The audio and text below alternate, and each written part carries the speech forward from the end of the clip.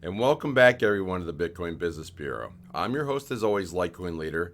Today, I'm going to touch on a video that I did almost a year ago, give or take. It was one of my more popular videos at the time, but I didn't have that big of a channel. But a lot of people refer back to it, and it's time for me to revamp it and bring it out to the forefront yet again. Let's improve upon it as well. I will link in the description if you really want to see some bad hair and some a guy just feeling his oats in as far as figuring out how to get into YouTube. Go ahead and watch it, but just gives you a little proof that I've been talking about this for a long while. I'm also going to share another video.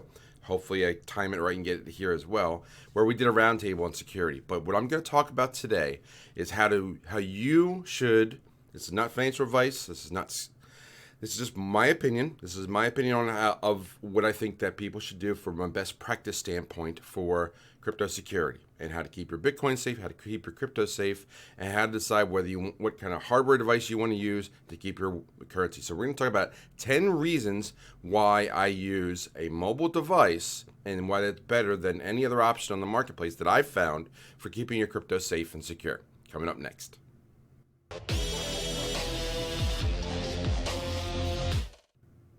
All right, so here we go. So again, I did the video about a year ago, talked about different ways, and there's lots of people out there that are talking about you should get a dedicated hardware device to keep your crypto, because you're being your own bank. You need to practice security and be safe. Like you are being your own bank. You got to keep your money safe. How are you going to do it?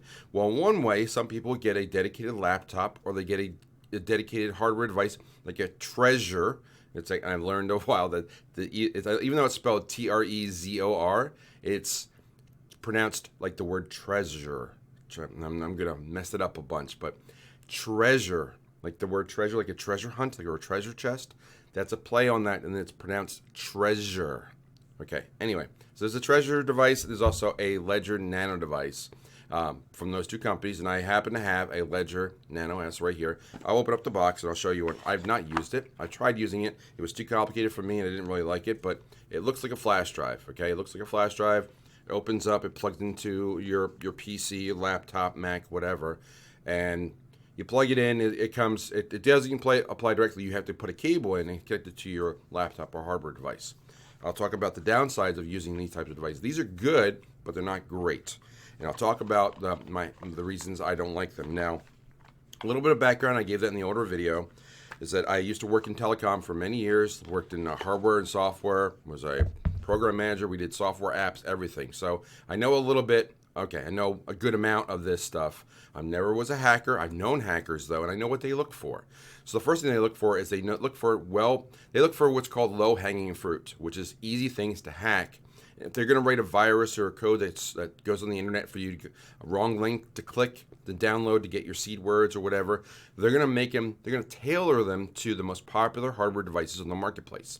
And that happens to be this one and the Trezor, and the different flavors of this too. But that's what they're going to target. So since a device like this has to plug into your computer for you to run their app and talk to it and everything, if that laptop you plug or device, PC, Mac, whatever, if that device has a virus on it that is looking for a device that's to plug this in, your money's at risk. So that's why I don't like using dedicated hardware devices that need another hardware device that may be corrupted or have issues on it.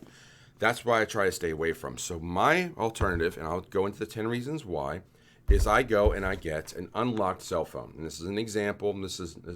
I've used this brand before. I'm using other brands now, but you want a relatively new, like within the last 2 or 3 years, cell phone device that is unlocked. Now, unlocked means that it comes with no SIM card. Now, this is an example phone right here. Hopefully you don't hear my lawnmower crew going outside, but this is a cell phone, and you can see I've already pushed in. There's a pinhole on the side. Let me get the camera just right.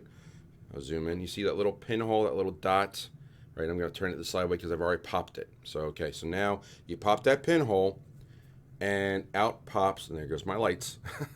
But out pops this little card holder. And I'm going to remove this card holder from here. And you can see it's empty, right? It goes right back in here. It's right in there. Boom.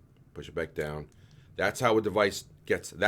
You put a SIM card in here. The SIM card is the brains of the phone. It tells you what network you're on, what your phone number is.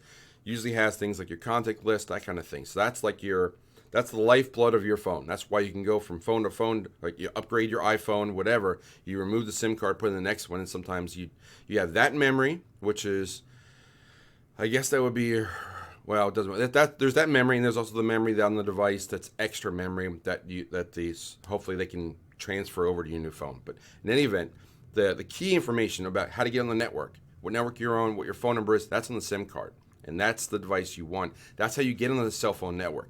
Now, we don't want this device to be on the cell phone network, okay?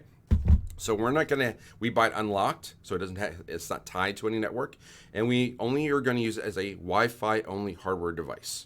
And that means it's only gonna live in our home on our own secure Wi-Fi. So your Wi-Fi has to be secure, you gotta lock it down with a good password, but your device is only going to talk to your own home network. So you get a brand new device, you factory reset it. That's like you open it up and do factory reset. It should be that way when you get it brand new.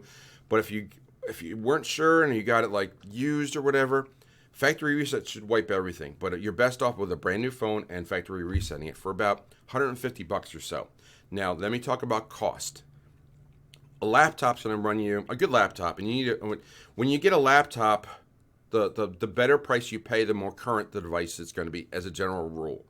So let's just say you just pay $500 to $1,000 for a laptop to get it reasonably current, and that will probably be outdated in a couple of years. Same with the phone, but the phone will have a longer lifetime and be more supported, believe it or not, because mobile is more supported than the hardware sometimes.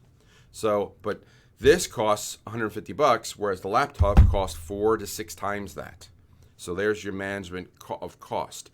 Now, I like, as a general rule, when I tell people, and I do consultations, and we'll talk about the crypto commandments as well, but when I do consultations, I tell people, as a general rule of thumb, you want to spend no more than when you're first starting out, don't spend more than 5% of your money for security. That means if you have $1,000 to start, you can't even afford the phone. That's like $50.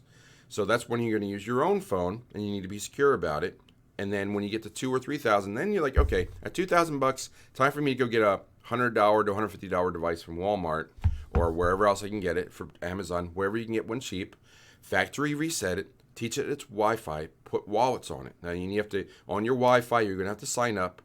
And I know there's some talk about having a phone that's de-Googled or not on those networks. I don't recommend that, because you want trusted apps, and the trusted apps only come from the Google Play Store or the iPhone Store, the Apple Store, the Apple, whatever they call it, the Apple Store.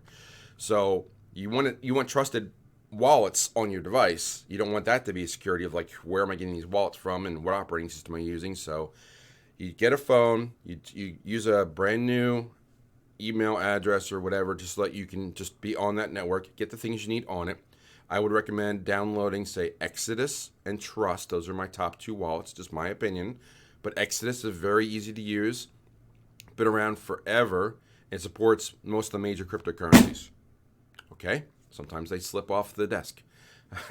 So then the Trust wallet, that's the number 1 ERC20 wallet, and that covers every coin that's on the Ethereum platform. So between those two wallets, you'll be able to come 99% of your cryptos are come close to being covered. So I think you should be good for most of the average users. Now, the 10 reasons why I recommend this. Okay. All right, let's just start off with the different levels of security. I had to write them all down because there was a lot. We talked about cost. We talked about having a dedicated phone that's just on your network. So let's just talk about, look at it from a hacker perspective. All right. First off, you have a device that's not common. It's not common to the hacker. It's not a ledger. It's not a treasure. So it's not a laptop. A laptop, crook breaks into your house, they're going to see a laptop, they'll just take it. But they see an old cell phone, they're probably not going to take that, especially if you put it in your safe, which is another thing we're going to talk about in a moment. So the first 3 levels the first 7 levels are really good, and then there's 3 more optional to go even further. So first off, when you talk about a cell phone, you can have, it's only going to know your Wi-Fi. You can put a BioID lock. You need a fingerprint to unlock it. So there's level 1 of security. Number 2, you can power off the device. So now that people that go by and look at your Wi-Fi, even though it's secure Wi-Fi, which we've locked down, your device is off. So there's level 2. The device is off. Then you can throw it in an RF bag, which I should have one. Hold on. Time to pause the recording. Okay, I was able to pick up the phone now, and I also be able to get an RF bag. So these are available. These are Fireproof and RF proof bags, which are available on Amazon, like 10, 15 bucks, somewhere in there, maybe 20 at this point. You take this phone, slip it in the bag, wrap it up, turn it the right way, wrap it up, and then throw it in your safe. So basically, you get it nice and sealed. You just take this thing, you put it in your safe. A crook comes by, won't even know what this is, okay? So you get that level of protection. So now you got the bio ID, you got a power off, you get an RF bag. The hackers don't know what to do with it. That's 4 levels.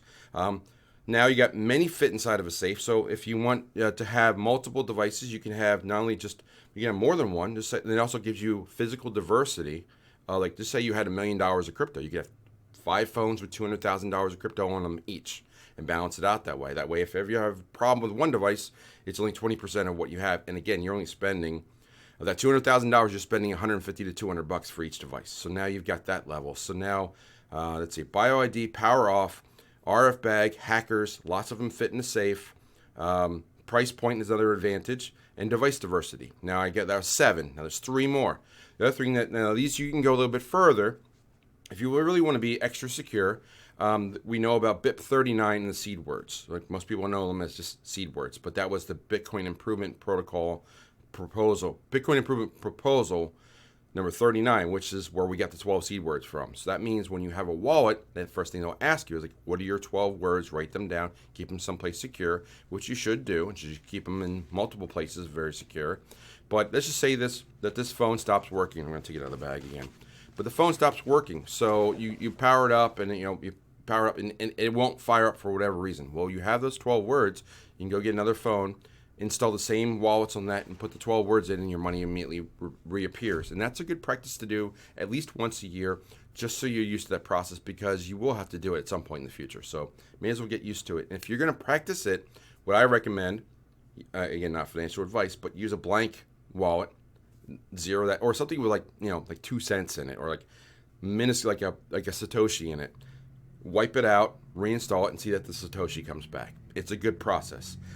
So the 3 other ways are you can wipe everything off the phone, remove the wallets, you can remove the Wi-Fi, and use only BIP39. So now there's like the device, even if somehow by some miracle a thief finds this device and is able to power it up somehow, they still can't get anything on there because the wallets aren't installed. It doesn't know your Wi-Fi, and it's the only way for it to connect to the internet. And it doesn't know your seed words. So now you have 10 levels of security for about 150 bucks. Okay? And you've spent a minimal amount. You're very secure. You're physically diverse. You're doing things that are not typically done. And I think it's a great way to go. Now, again, I've linked the videos up there. I've talked to, and now last thing to note, and obviously I have lots more things to say to people. In the description box, and I'll put it down here, I'll put my calendar link for if you want to talk one-on-one about more information. There's also CryptoConfidential, where we have our 10 commandments, such as, don't share your seed words. That's one that's big. Keep it secret. And also, if you're going to move funds, you move a little at a time just to make sure the addresses work before you move the rest. Those will be all applicable for this video today. So what are your thoughts? I'd love to hear your comments below, or read them and hear what you have to say. Hopefully that this video has helped you either in the past or does now. I really appreciate the lawnmowers outside. Thank you for making noise outside my window right now. But I hope that this security video helps you in some way. And again, if you need any more help from crypto or any other way, there's CryptoConfidential, and there's my calendar, and there's LitecoinLeader.com, all different ways that I can help you, and my Patreon too. So lots said today. And I'll close the door on the bureau, say follow leader one more time, and I will talk to you soon. Take care.